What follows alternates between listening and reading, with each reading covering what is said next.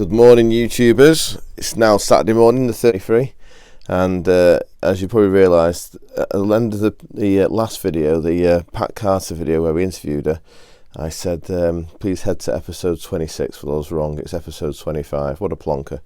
Anyway, I had a lovely interview with Pat, and I've had a couple of days off with the family, and I had a chance to think about what I was going to do with this Ian Carter engine. And I thought, well, I could just take it to a million pieces and call it a day now that we found the pistons are broken. I didn't really want to put new pistons into it because the engine needs refreshing, and I just want to start with all new fresh parts when I rebuild it. So I had a sleep on it, and I thought it'd be like a bad film, wouldn't it? You know, with a really bad ending if it just came to, oh, we'll put it in a box in pieces. So I remembered I'd kept a set of pistons, some of my own pistons from years ago, and just a scabby old set of 998 Hepalite pistons. Oops, that didn't work very well, did it? So I kept them, and I thought, oh, they're on 5/8 pin. I put a G clamp round and they're coming first thing this morning, so I know that they're within a thou of the size of these, and they're actually a thou smaller, so they'll be fine. It might clatter a bit, but it doesn't matter. We just want to get a tune out of it so we can run it together.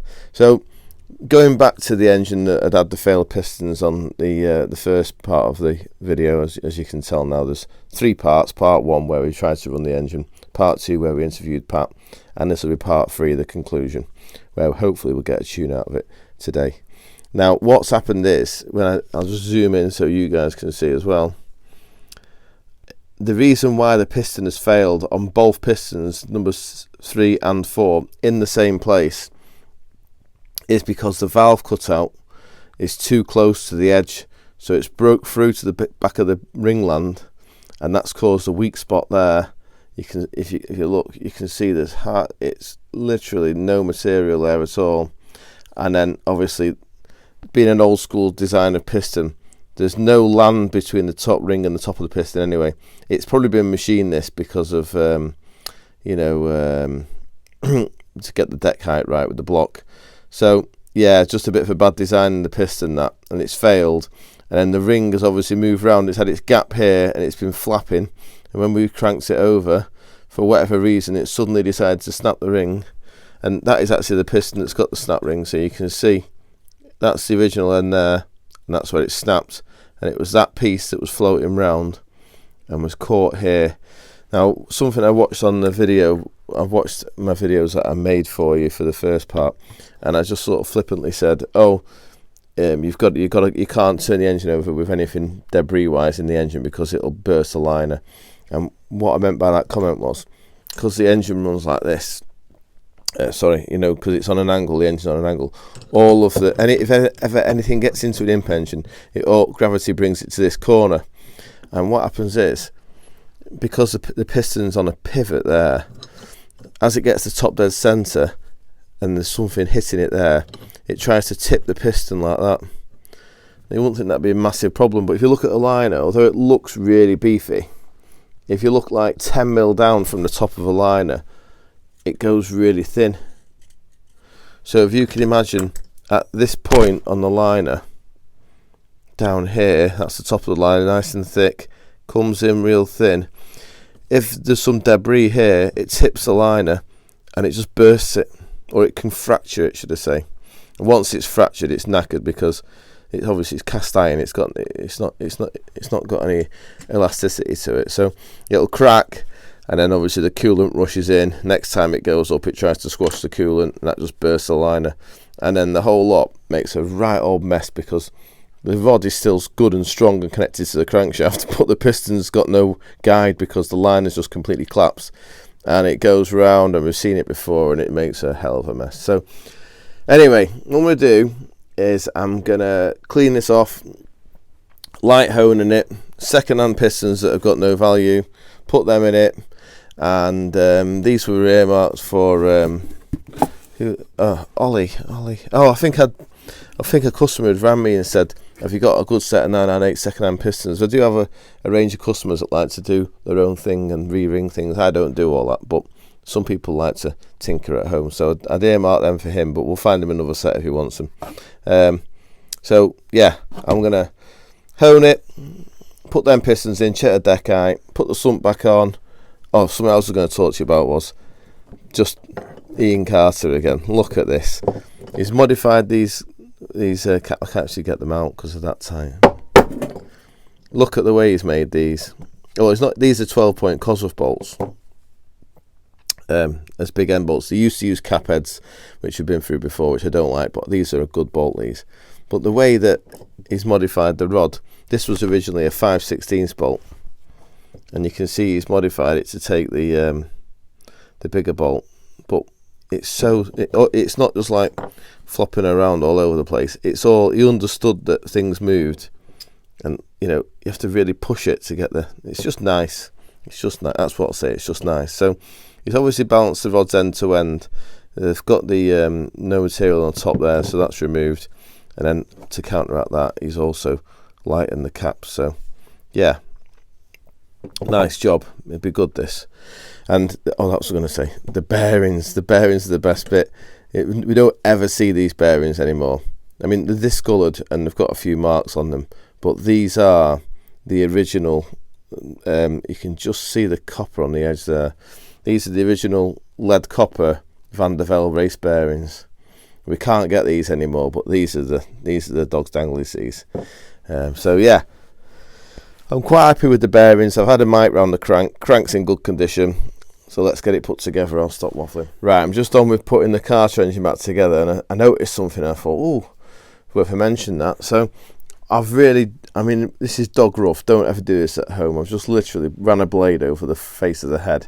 I've not even popped the wheel strings out because I don't want to spend £200 on a set of wheel strings just to run it for half an hour on a dyno. So I'm just going to glue this back together and just to get a tune out of it. But what was obvious once it was clean, if you look at the inlet valves, you'll see numbers 1 and 2 have been running quite clean, but these numbers 3 and 4 are very black. So that's the oil probably, I'd imagine, and lack of compression from the broken pistons. So it had definitely run in a failed state with the pistons failing. But anyway, just from this angle, another thing is the Fraser type manifold. I think it got lovely straight runners straight out of the port, and it worked quite well, these manifolds. I quite like these. And something else that I noticed was my the carburetors are the original brass spindle type Weber. They're really nice, them. So this engine has got some nice bits on it, that's what I'm going to say. So we've got our set of second-hand pistons in here now. I didn't even glaze bust it. I couldn't. I thought, oh, if I do that, I could do it taking the crank out, because the carb rundum from the glaze busting tool will be all over the place. And oh god. Anyway, I just thought, no, put the pistons in. I've measured it all. Deck height's correct. It all goes round nicely and smoothly. So what I'm going to do, I'm just going to put a bit of glue on this, put the head on, and then we'll CC it to see what the compression ratio is. I think it'd be quite low because this is quite a big chamber, and then that'll give us an idea where we want the advance to be. I've not took the Dizzy out, so whatever advance it had in it back in the day is what it'll have in it now. I suspect this will be quite low compression in this sort of 10.5, 11 to 1 area, so it'll have no burn speed. So to compensate for that, I bet we'll find it's got 40 odd degrees of advance in it max, but we shall see. Right, okay, it's built back together. Real bad build, this, just like everything's dirty and gritty and horrible, but you know what, it'll be fine. We're not going to keep it together for long. It's just purely for the purpose of this video. It goes round lovely now. So I've done the valve clearances, made sure they're all okay, they're all fine. I just set it on TDC, and I thought what we'd do is we'd do the CCing together. We're just going to do it a bit of a rough way, which is we'll basically put the engine on TDC, so pistons 1 and 4 at the top. We've got the burette here set at 0, so we're going to measure the amount of fluid that number 1 chamber takes before it gets to the bottom thread of the spark plug, and then we'll jiggle it around, make sure it's all happy, and then we know that that'll be the amount of cc's in that chamber, and from that, using the calculator, we can decide on the compression ratio, and then that'll give me an idea of how much advance I can put in it.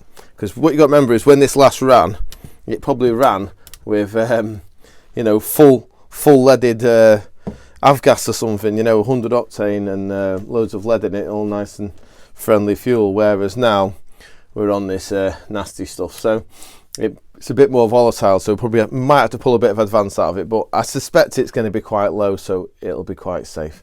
Right, I'll get my burette. This incidentally was a gift to me recently from a subscriber who saw my setup where I don't really have a proper setup for holding the burette, so he dropped that off for me very kindly. Thank you, Neil. Right, so all I'm doing is I'm just filling the chamber. Oh my goodness, what a plonker. We've not got the cam in the right place. We need to be firing. Right, well, let's scrap that. We'll have to use this cylinder now. I'll just pause it while I refill me. Right, sorry about that, just had a little handy moment. I've turned the engine over to show you how it turned over nicely, and I've set it so it's firing on number 4 and it's rocking on number 1, so the valves are both held open, so we'd have put a lot of fluid in it and still got nowhere. So I'm just going to transfer straight to number 4 because that cylinder's now got fluid in. There's no point trying to bring it round to its firing stroke because we won't get a proper measurement. So I'll start to undo this now, and we'll see when we get to the bottom thread, which is just coming up. There we go. Right, put that there. We'll have a little jiggle backwards and forwards from top dead centre. Make sure there's no air bubbles in there. Perfect. Right, so what we need to know is how many cc's. Oh, it's not that bad actually. I'd say that's 25.1. So we get the calculator. We know it's a 998. Divide that by 4. That gives us 249.5 cc's in each pot.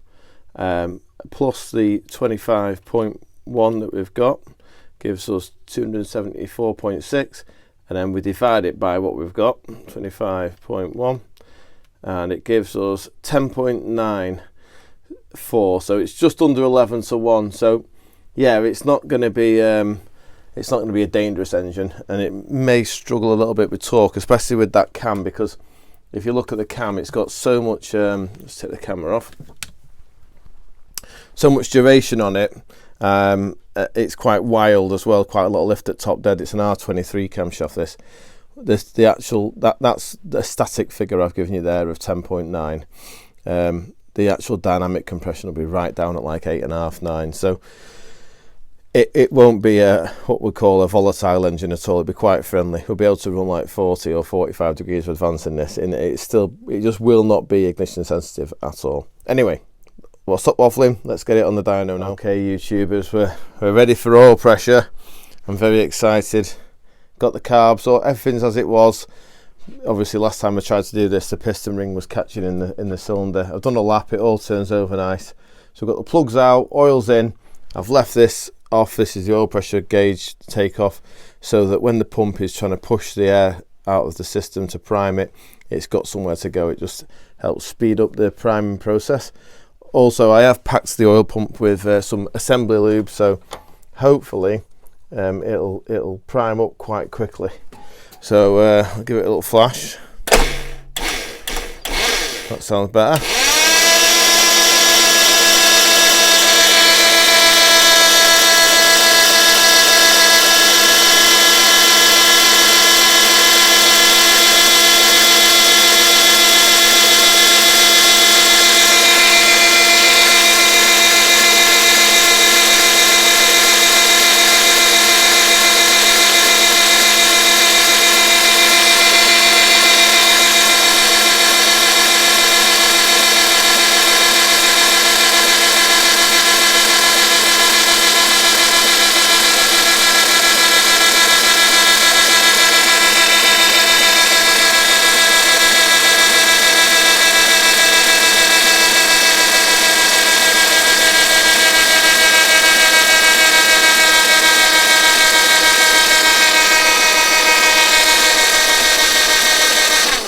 Well, that's quite alarming, isn't it? I have put the middle of the oil pump back in, haven't I? Right, let's give it another go, see if it comes up.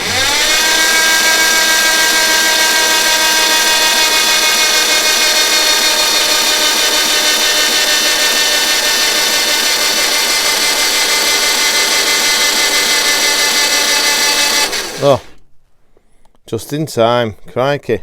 Thought we were never going to get there then. Right, well, we'll flatten the battery. That wasn't very good, was it? Should have put it on charge earlier. Let's just see if we've got enough battery life to get a pressure reading on the gauge.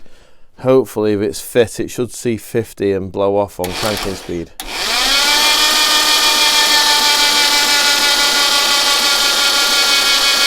A bit slow, so probably not going to see it. Oh. Well, it's coming up.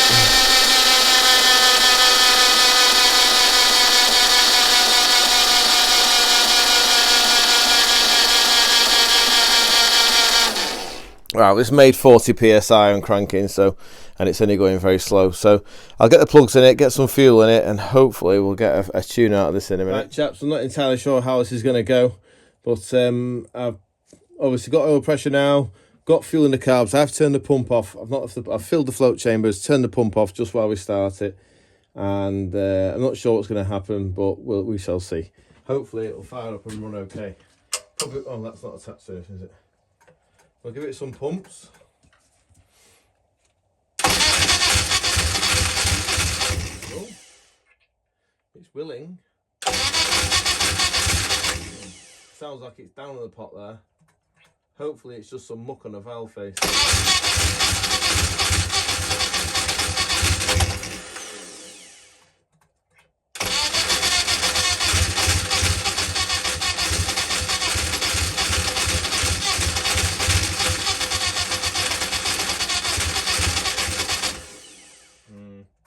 Losing the wheel.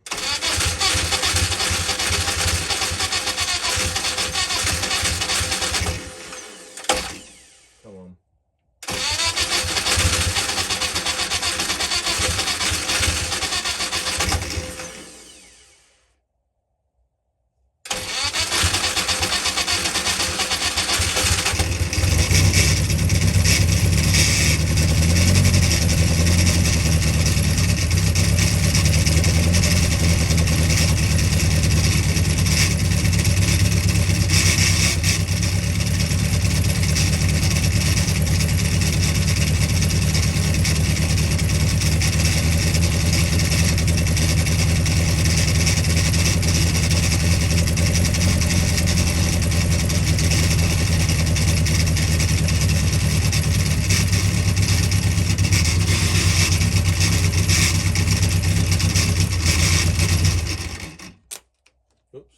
Wow, well, it ran, and it actually sounded really sweet once the carb's setting up a little bit, but I think it'd be fine. That it had like 80 psi of oil pressure, so yeah, it's obviously got an adjustable relief valve in it, but I'll get some water in it now and we'll get a tune out of it.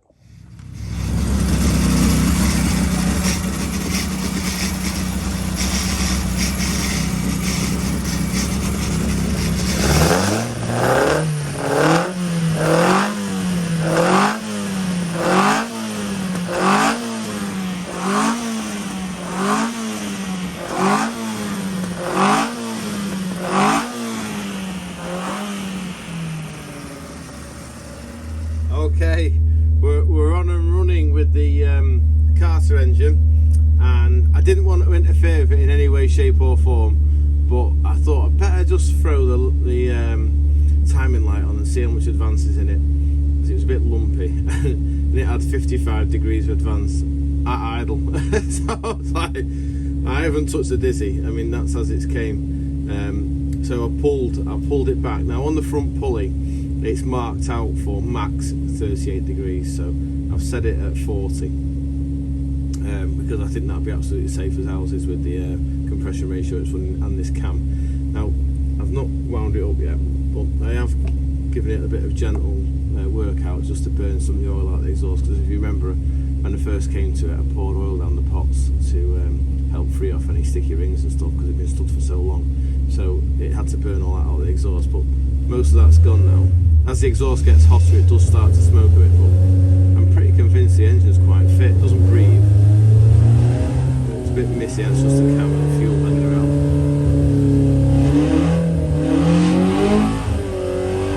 We'll load it up and see what happens. I think it's just going to do no torque, loads of RPM, probably make 100 horsepower.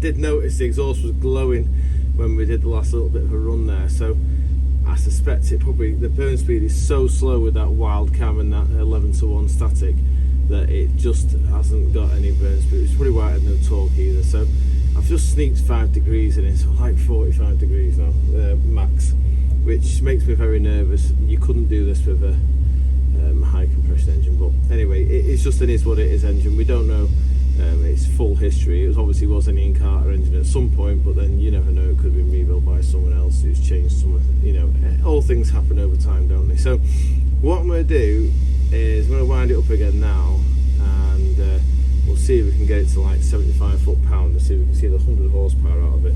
I'm going to change this as well, so that hopefully I get a lot of complaints on the email, people on YouTube saying, please can you make your camera so we can see the needle on the dial go round, so we can see the horsepower and the torque. So just to go over it again, the blue letters are the torque, you can see them, and then there's a needle going round, and then in the middle is the RPM. So you just want to do a calculation, just obviously multiply the torque by the RPM and divide by 5252, that'll give you a horsepower figure. Right, feels better already with more advance in it, which is good.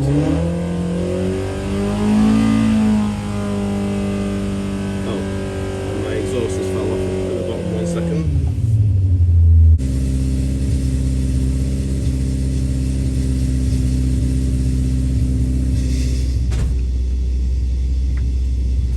Right, sorry about that. Oh no, there's the doorbell.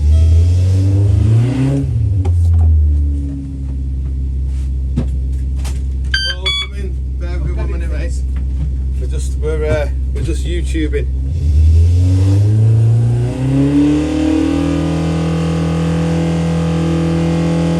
Right, we'll start him off from 5,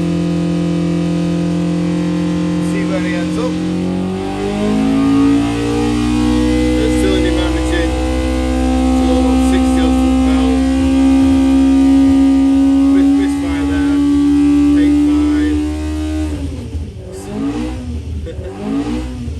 8.5. It's still doing 60 foot-pound at 9,000. But it's definitely made the 100 horsepower. Let me just do a little calculation. Right, so I saw 60 foot-pound multiplied by 9,123,000 equals that, divided by 5252 equals, no, that hasn't worked out. Oh, 102 horsepower. Yep, it made the 100 horsepower, so fair play to it. On its 43-year-old valve springs, it's not done too bad. That we'll put it in a box now and take it apart, ready for rebuild. Or maybe we'll do a quick walk round. Just is any smoke coming out of it? No. His second-hand pistons did alright, didn't they?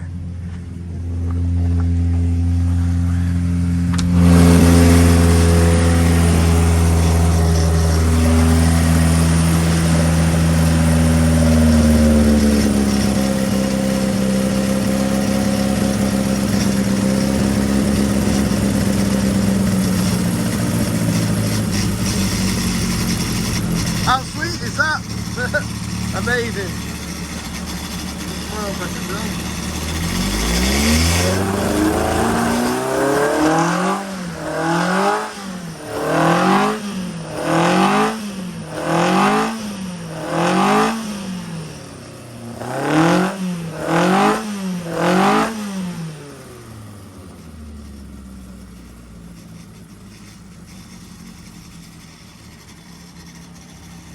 right, YouTubers, I hope you've enjoyed the 3 videos together on Sunday night, obviously New Year's Eve tomorrow night, with Pat. She was absolutely awesome, wasn't she, the lady that was married to Ian Carter. So brilliant. I've really enjoyed doing this little series of, we'll call it the Ian Carter special, and I'm a believer in things are meant to be, which is really strange. But I had a phone call this morning, just after I'd finished running the Carter engine, and it's a chap, and he said, I've got a hill climb car and the crank's knocked out on it, could you have a look at it for me? I'm coming to Manchester anyway, I know you're in Manchester. So I said, yeah, bring it along.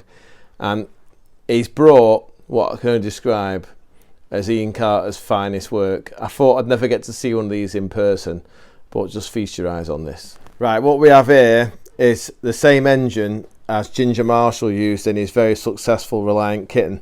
And what this is, it's a Hillman imp engine that's been grafted onto a mini gearbox. And Ian Carter was the brainchild behind all this. He basically, if you look here, it's got a bit of a date stamp on it and everything. Machined by Carter Engines, the 3rd, 85. Wow. So he's had this recast, put the imp liners in it. He's had a crank made by Farndon Engineering, I believe. Unfortunately, the engine's been assembled by a dipstick and they've put the thrust washer in back to front at some point in its history. So it's bent the crank. We've got a little bit of a bend in it. We're going to sort that out for him. And it's also knocked out on number 3 cylinder there. So we're going to sort that out for him as well and get Cranky Ken to grind it. So it's basically, it looks like an imp crank, but it's a EN40B and it's got the tail on the end for the mini clutch, etc. Now, years ago, and I mean years ago, like 15, 20 years ago, I bought this from a local imp dealer of parts, and this is the first version of the imp engine on a mini gearbox. And you can see it's an imp engine and it's got a flange welded on it and it's got a special crankshaft in it. Now this crankshaft's slightly different, as in this one is what we call an Allen crankshaft. I think his name was Gordon Allen. So this has just been hanging around the workshop forever. But another one that needs building when I get time.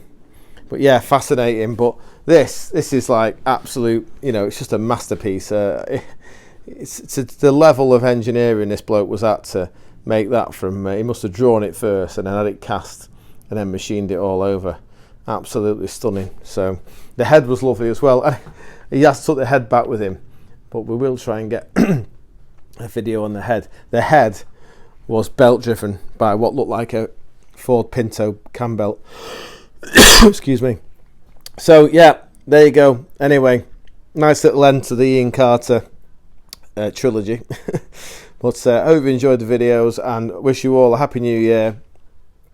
And I hope you've not stopped laughing at me yet, because if you look at the beginning of the video with Pat, where I interview her, and she said something about, oh God, what's she say now? Something about shoot something. Oh, right, sorry about that. I had a frog in my throat. Yeah, I was saying the funny bit for me with Pat Carter was she was so sharp. She said a joke at the beginning. She said, I'm game, but don't shoot me, because that's what you do with game, shoot it. But because I'm a bit wooden and stuck in a workshop all my life, I didn't even know game was an animal at the time. So I just gave her a nervous laugh, but I wondered if anyone else picked up on it. Anyway, all the best for 2024, and I'll see you next Tuesday, where I'm going to try and do a comments section. We're going to get a laptop out, and I need to reply to so many comments. I'm going to do it verbally. Okay, cheers now, bye bye.